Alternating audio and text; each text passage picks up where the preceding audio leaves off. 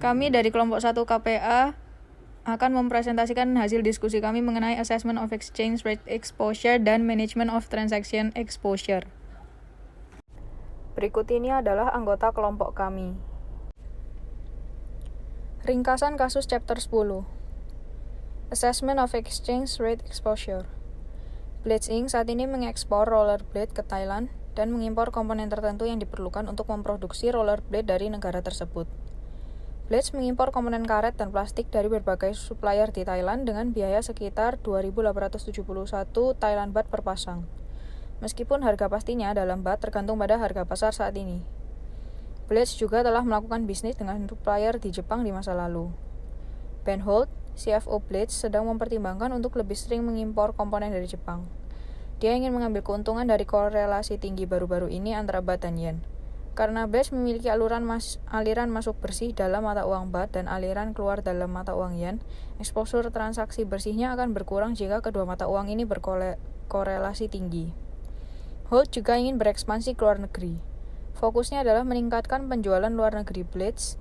Blades juga mempertimbangkan untuk memperluas hubungan perdagangan Blades ke negara-negara di berbagai wilayah di dunia karena produsen rollerblade Thailand baru-baru ini mendirikan anak perusahaan di Amerika Serikat. Blades juga dapat mengekspor rollerblade ke Jocks Ltd, pengecer Inggris. Jocks akan bersedia berkomitmen untuk membeli 200.000 pasang Speedos. Ringkasan kasus Chapter 11. Management of Transaction Exposure. Blades mengekspor ke Inggris kepada Jocks, pengecer di Inggris, yang berkomitmen untuk pembelian tahunan 200.000 pasang Speedos dengan harga 80 pound per pasang. Perjanjian ini berlaku selama 2 tahun dan pada saat itu dapat diperpanjang oleh Blades dan Jocks. Ketika perjanjian akan berakhir, perjanjian tersebut dapat diperpanjang. Blades juga dikenakan harga pokok penjualan dalam mata uang baht Thailand. Blades mengimpor bahan untuk memproduksi 72.000 pasang Speedos setiap tahun dari Thailand. Impor ini dalam baht dan tergantung pada harga pasar saat ini untuk komponen karet dan plastik. Pembayaran atas penjualan ini dilakukan pada tanggal 1 Januari, April, Juli, dan Oktober. Jumlah tahunan yang tersebar di kuartal untuk menghindari persediaan yang berlebihan untuk pengecer Inggris dan Thailand. Demikian pula untuk menghindari persediaan yang berlebihan, Blades mengimpor bahan untuk memproduksi 18.000 pasang Speedos setiap 3 bulan dari Thailand. Meskipun persyaratan pembayaran meminta pembayaran dalam waktu 60 hari setelah pengiriman, Blades umumnya membayar impor Thailand pada saat pengiriman pada hari pertama setiap kuartal untuk mempertahankan hubungan perdagangannya. Blades memutuskan untuk melakukan lindung nilai seluruh jumlah tunduk pada fluktuasi nilai tukar. Chapter 10. Assessment of Exchange Rate Exposure. Konsep dan teori yang relevan dengan Assessment of Exchange Rate Exposure. Yang pertama, relevansi risiko nilai tukar. Itu argumen lindung nilai investor, argumen diversifikasi mata uang, argumen diversifikasi pemangku kepentingan. Yang kedua adalah bentuk exposure nilai tukar. Exposure transaksi adalah sensitivitas transaksi kontrak perusahaan dalam mata uang asing terhadap pergerakan nilai tukar, yaitu exposure portfolio MNC dan exposure transaksi berdasarkan value at risk. Exposure ekonomi, yaitu sensitivitas arus kas perusahaan terhadap pergerakan nilai tukar yang terkadang bisa disebut juga sebagai exposure operasi. Kemudian exposure terjemahan, yaitu exposure laporan keuangan konsolidasi MNC terhadap fluktuasi nilai tukar. Solusi untuk chapter 10 yang dapat digunakan sebagai solusi terkait kasus Blades Inc. tersebut, yaitu dengan pengertian dan pemahaman dari jenis-jenis exposure yang ada dan bagaimana cara mengurangi exposure tersebut. Selanjutnya, tinjauan pustaka chapter 11 Manajemen Transaction Exposure. Berikut merupakan konsep dan teori yang relevan dengan manajemen transaction exposure. Yang pertama ada policies for hedging transaction exposure.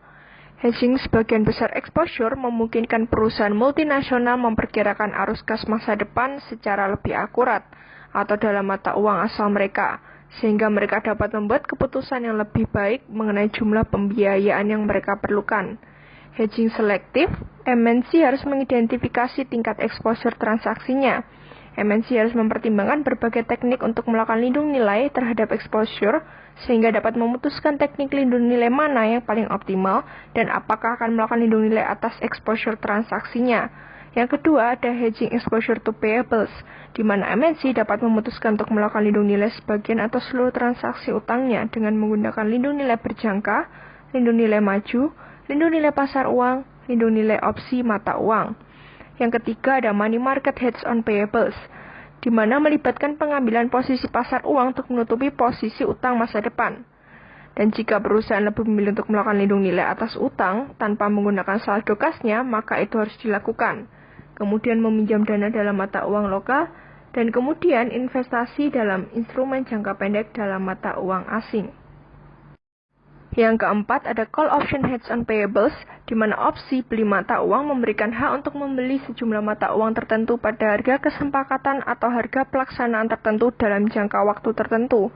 Opsi beli mata uang tidak mewajibkan pemiliknya untuk membeli mata uang pada harga tersebut. MNC memiliki fleksibilitas untuk membiarkan opsi kadaluarsa dan mendapatkan mata uang pada kurs spot yang ada saat utang jatuh tempo.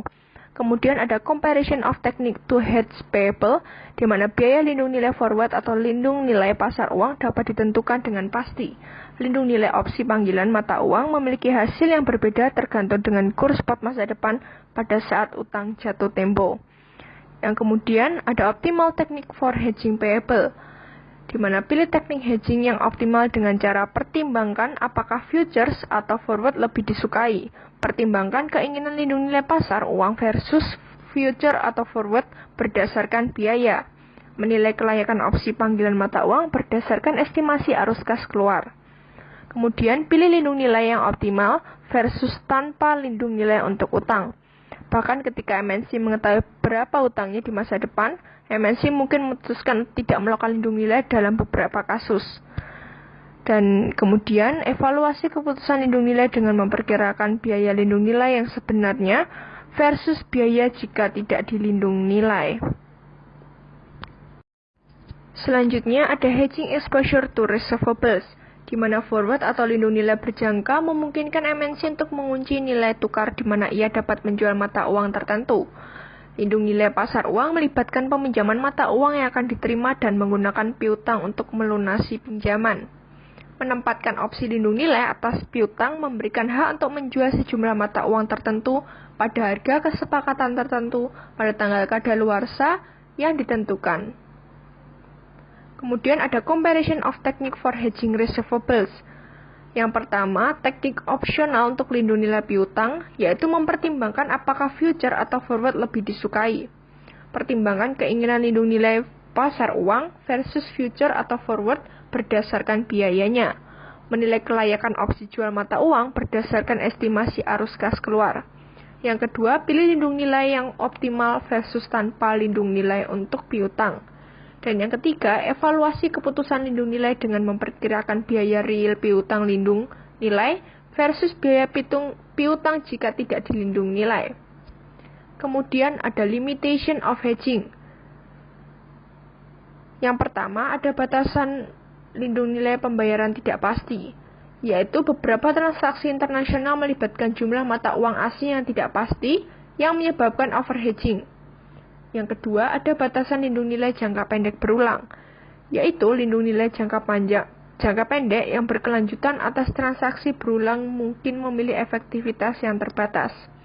Yang ketiga, ada hedging jangka panjang sebagai solusi, yaitu beberapa bank menawarkan kontrak berjangka hingga 5 tahun atau 10 tahun pada beberapa mata uang yang biasa diperdagangkan. Solusi dari chapter 11 ini jika dikaitkan dengan kasus, yaitu tentang jenis-jenis lindung nilai yang dapat digunakan untuk melindungi nilai tukar mata uang dari exposure. Terdapat juga pembahasan teori mengenai teknik alternatif lindung nilai seperti leading dan lagging, currency diversification, dan cross hedging. Jawaban kasus chapter 10. Yang pertama, jenis exposure apa? Exposure transaksi, ekonomi, atau translasi yang menjadi subjek Blitz. Mengapa? Berdasarkan kasus di atas, menurut kelompok kami, Blitz mengalami ekonomi exposure karena adanya sensitivitas arus kas perusahaan terhadap pergerakan nilai tukar. Arus kas Blitz dipengaruhi oleh exposure transaksinya, di mana arus kas Blitz beresiko mengalami fluktuasi karena adanya perubahan nilai tukar.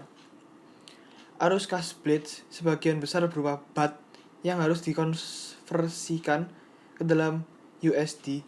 Maka dari itu, jika BAT terus terdepresiasi, maka Blitz akan merugi. Kemudian, Blitz juga mengalami transaction exposure. Hal ini berkaitan erat dengan sensitivitas transaksi kontraktual perusahaan dalam mata uang asing untuk pergerakan nilai tukar, di mana pada kasus ini, Blitz sangat rentan terhadap pergerakan nilai tukar. Nomor 2. Dengan menggunakan spreadsheet, lakukan penilaian arus kas bersih konsolidasi Blitz dan perkiraan kisaran arus kas masuk dan keluar bersih untuk Blitz untuk tahun mendatang. Asumsikan bahwa Blitz masuk ke dalam perjanjian dengan JOKS Ltd. Berikut merupakan perhitungan dari kelompok kami. Dari perhitungan di atas, didapatkan perolehan Blitz dalam cash flow positif, yaitu sebesar 38.780.013,60 US dollar. Berikut merupakan perhitungan perkiraan rentang net inflows atau outflows for Blitz. Nomor 3. Jika Blitz tidak masuk ke dalam perjanjian dengan perusahaan Inggris dan terus mengekspor ke Thailand dan mengimpor dari Thailand dan Jepang, menurut Anda, peningkatan korelasi antara yen Jepang dan baht Thailand akan menambah atau mengurangi exposure transaksi Blitz? Jika Blitz tidak masuk ke dalam perjanjian dengan perusahaan Inggris dan terus mengekspor ke Thailand dan mengimpor dari Thailand dan Jepang, maka Blitz akan mengalami penurunan transaction exposure antara baht Thailand dan yen Jepang, karena income yang didapat dari Blitz dalam bentuk baht Thailand dan outflow milik Blitz dalam bentuk yen. Hal ini dipengaruhi oleh exchange rate. Bila terjadi depresiasi atau apresiasi dalam mata uang tersebut, maka akan berdampak pada revenue dan cost milik Blitz. Nomor 4. Apakah menurut Anda Blitz harus mengimpor komponen dari Jepang untuk mengurangi exposure transaksi bersihnya dalam jangka panjang? Mengapa atau mengapa tidak? Tidak, karena tidak bagus untuk jangka panjang dan merugikan Blitz. Karena walaupun baht dan yen sedang berkorelasi tinggi yang dapat mengurangi exposure transaction, namun dinyatakan bahwa sebelumnya korelasi antara mata uang Asia seperti yen Jepang dan baht Thailand pada umumnya tidak terlalu tinggi dan sangat tidak stabil. Yang telah meningkatkan korelasi di antara sebagian mata uang Asia adalah karena adanya masalah yang baru-baru ini dihadapi oleh Thailand. Nomor 5. Dengan asumsi Blitz menandatangani perjanjian dengan JOKS Ltd, bagaimana exposure transaksi secara keseluruhan akan terpengaruh? Transaction exposure akan mengalami peningkatan jika Blitz masuk ke dalam perjanjian dengan JOKS Ltd di Inggris, karena transaksinya dapat menghasilkan peningkatan pada net cash inflow Blitz dalam mata uang asing yaitu pounds. Kenaikan transaction exposure tidak terlalu tinggi mengingat korelasi mata uang Asia dan Inggris dalam kondisi yang relatif rendah. Depresiasi dari pound akan disusul dengan apresiasi dari baht dan yen, dan depresiasi pound akan menghasilkan pengurangan pendapatan dalam USD dari ekspor, tetapi akan diimbangi dengan peningkatan pendapatan USD dari Thailand. 6.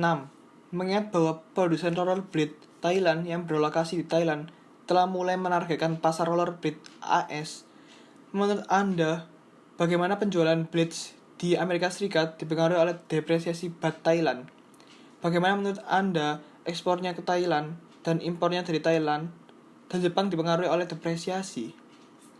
Ekspor blades ke Thailand memberikan dampak negatif terhadap depresiasi baht, karena baht yang diterima akan langsung menghasilkan USD yang lebih sedikit. Sedangkan impor blades dari Thailand mungkin akan terpengaruh oleh positif dari depresiasi baht, karena membutuhkan lebih sedikit dolar AS untuk pembayaran produk impornya. Oleh karena korelasi yen dan baht sudah tinggi, yen mungkin akan terdepresiasi juga, yang berfokus pada pengurangan biaya dalam USD untuk blades bagi impor dari Jepang. Penjualan blades di AS tidak akan terpengaruh secara negatif akibat dari depresiasi baht, karena produsen telah menargetkan pasar AS di mana konsumennya bisa membeli produk blades dengan harga yang lebih murah dari kompetitor lainnya. Selanjutnya, jawaban kasus chapter 11. Menggunakan spreadsheet, bandingkan alternatif lindung nilai untuk BAT Thailand dengan skenario di mana Blitz tetap tidak dilindungi nilai. Apakah menurut Anda Blitz harus melakukan lindung nilai atau tetap tidak terlindungi? Jika Blitz harus melakukan lindung nilai mana yang paling tepat? Jadi perhitungannya, pendapatan dalam BAT 90 hari ke depan yaitu totalnya 206.730.000 BAT. Dan pengeluaran dalam BAT 90 hari ke depan totalnya 54 juta BAT. Jadi, net cash flow adalah 152.730.000 BAT. Forward hedge BAT dalam 90 hari yaitu 0,0215 US dollar dan dalam BAT 3.283.695 BAT. Money market hedge amount of BAT borrowed yaitu 146.855.769,23 BAT dan jika dikonversikan ke US dollar menjadi 3.377.682,69 US dollar. Dan investasi ke US dollar dalam waktu 90 hari yaitu 3.448.614,03 US dollar. Remain unhedged dengan perhitungan seperti di bawah ini. Dari tabel di atas, Blitz lebih baik melakukan lindung nilai dengan money market hedge karena menghasilkan hasil akhir tertinggi yaitu 3.448,61403 US dollar. Dalam kondisi unhedged atau tidak dilindungi, ada kemungkinan yang menghasilkan hasil akhir yang lebih tinggi yaitu sebesar 3.589.155 US dollar. Namun, probabilitas hal itu terjadi cukup kecil yaitu sebesar 20%. Soal nomor 2, dengan menggunakan spreadsheet, bandingkan alternatif lindung nilai untuk piutang pound Inggris dengan skenario di mana Blitz tetap tidak dilindungi nilai. Apakah menurut Anda Blitz harus melakukan lindung nilai atau tetap tidak terlindungi? Lindung nilai mana yang paling tepat untuk Blitz?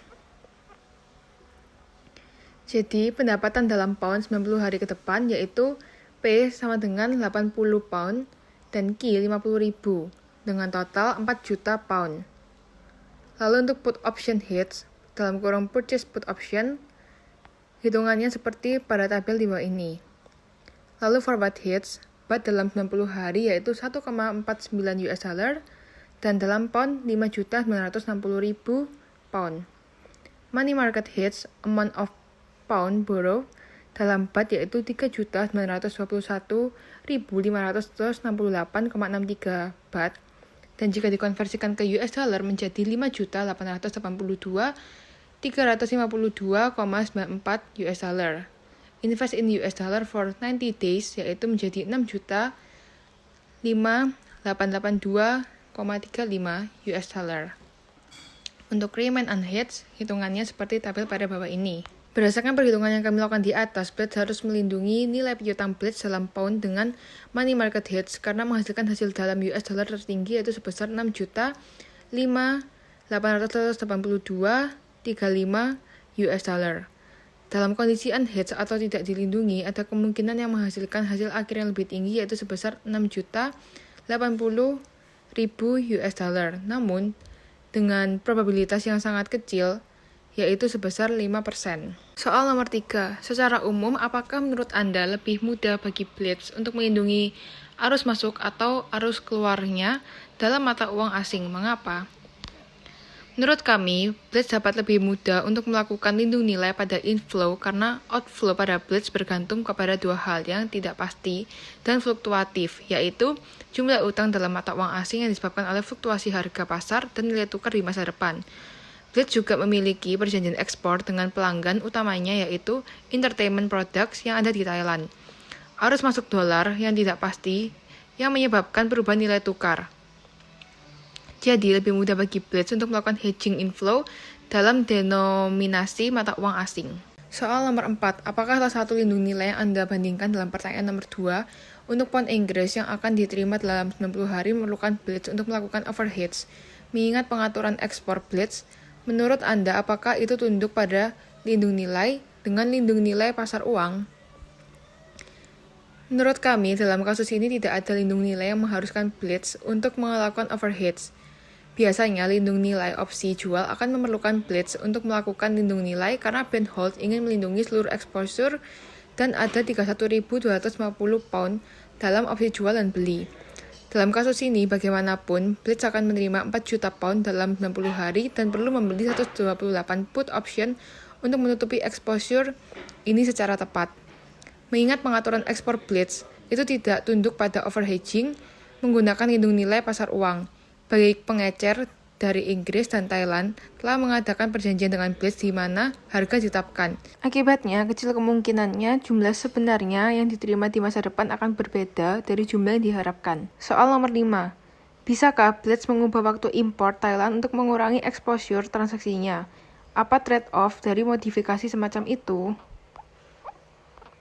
Menurut kami, Blitz dapat mengubah waktu impor Thailand dengan leading dan lagging, di mana Blitz melibatkan penyesuaian waktu permintaan, pembayaran, atau pengeluaran untuk mencerminkan ekspektasi tentang pergerakan mata uang di masa depan dapat mengimpor bahan yang cukup untuk sepenuhnya menyeimbangi arus masuk dalam mata uang baht periode ini.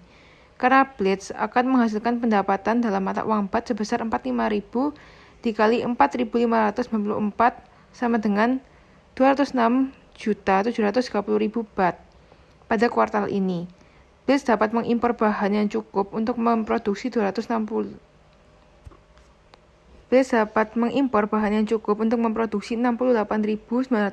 pasang speedos pada kuartal saat ini. Kemudian, dapat menginstruksikan pelanggan Thailand untuk melakukan pembayaran langsung ke pemasok Thailand. Imbalan dari percepatan pembelian dari Thailand untuk mengurangi exposure transaksi Blitz pada kuartal ini adalah exposure transaksi di kuartal-kuartal berikutnya yang akan lebih tinggi. Selain itu, posisi inventaris Blitz akan sangat tinggi pada kuartal ini dan mungkin menimbulkan biaya tambahan untuk mengakomodasi inventaris yang lebih tinggi.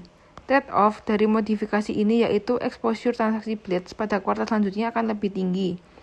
Selain itu, posisi inventaris Blitz akan menjadi tinggi pada kuartal ini dan bisa menimbulkan biaya tambahan untuk mengakomodasi inventaris yang lebih tinggi.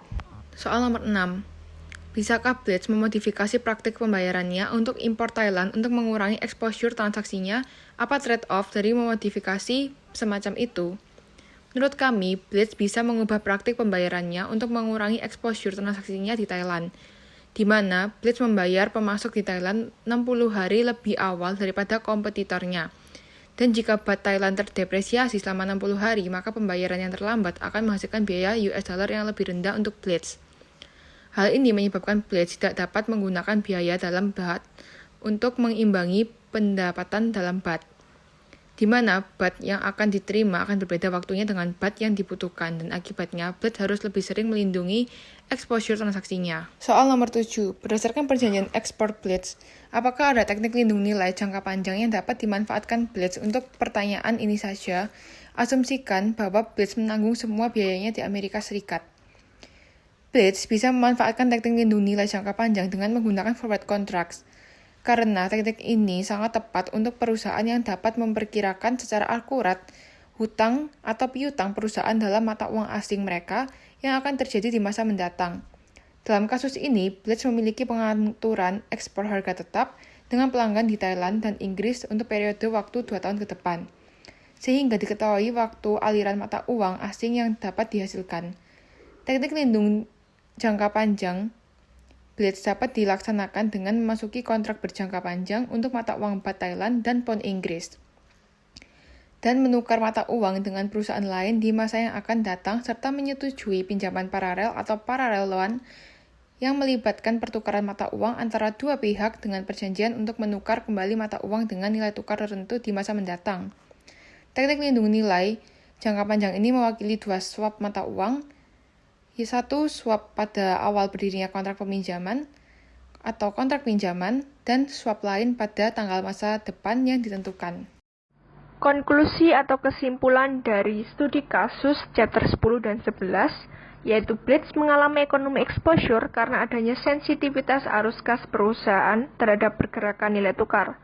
Arus kas Blitz berisiko mengalami fluktuasi karena adanya perubahan nilai tukar. Arus kas Blitz sebagian besar berupa baht yang harus dikonversikan ke dalam US dollar, maka dari itu jika baht terus terdepresiasi maka Blitz akan rugi. Blitz juga mengalami transaction exposure yang berkaitan erat dengan sensitivitas transaksi kontraktual. dalam mata uang asing untuk pergerakan nilai tukar, sehingga Blitz sangat rentan terhadap pergerakan nilai tukar.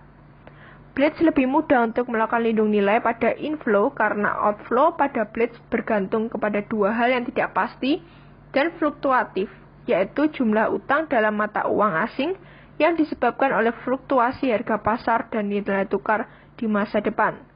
Blitz juga memiliki perjanjian ekspor dengan pelanggan utamanya yaitu Entertainment Products yang ada di Thailand, arus masuk dolar yang tidak pasti yang menyebabkan perubahan nilai tukar.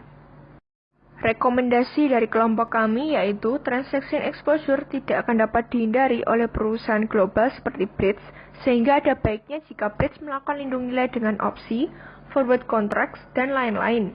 Blitz juga harus terus memperhatikan kondisi pasar dari yen, baht, dan pounds agar dapat membuat keputusan terbaik. Blitz bisa memanfaatkan teknik lindung nilai jangka panjang dengan menggunakan forward contract, karena teknik ini sangat tepat untuk perusahaan yang dapat memperkirakan secara akurat utang atau piutang perusahaan dalam mata uang asing mereka yang akan terjadi di masa datang.